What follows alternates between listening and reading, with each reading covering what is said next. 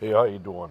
What you're looking at here is made by Knapp. They're called Quickfletch Twister vanes, and basically, cut to the chase, all you got to do is you take these out of package, put it over your arrow, and then you'll put it in boiling water, and it'll basically it'll seal it down onto that arrow, making the fletching an arrow quite easy. I've never done it before, but I'm going to attempt to do one arrow, and we'll see how well it works.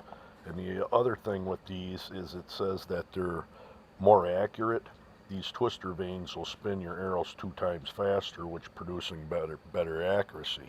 Well, I got a pretty good slow motion camera, and all I'm going to do is try to compare two Easton arrows that I have. One I'll put that fletching on, or them vanes, and the other one I'll run with the original vanes that I got, which are quite a bit bigger. And if you're like me, putting these vanes on, I tend to get too much glue and stuff like that, and I haven't really got it down to a science. I want to see how easy it works, and it is as accurate as they say.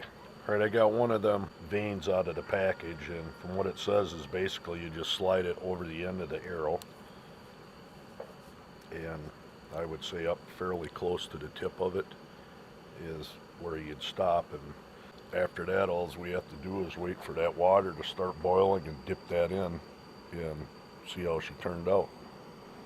All right, we got us some nice hot water here. I don't know if it's 100% boiling, but it says to dip that whole tip of this in to boiling water for 10 seconds, which I'm going to do now. You have to have at least 7 inches of water, and we'll see what happens here.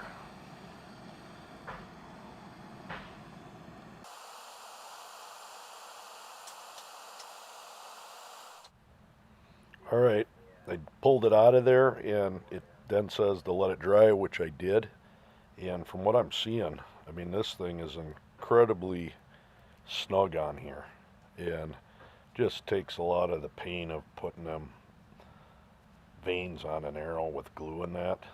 Now for the big one, I want to do is see just how robust it is, and if it'll give that arrow actually 2 times the spin as a normal fletching, which I'm going to use in this next video. I'll probably have to put on during the daylight and use my slow motion camera.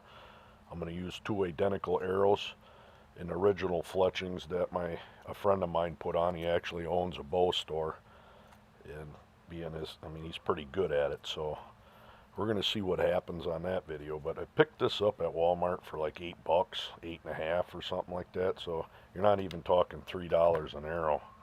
And kind of a pain to boil up some water, but pretty impressed with it for right now. So check out the next video that I got coming up, and let's just see how good these things are. I want to see if punching it through styrofoam, if it will hold up fairly well or not, but so far I'm quite impressed with it.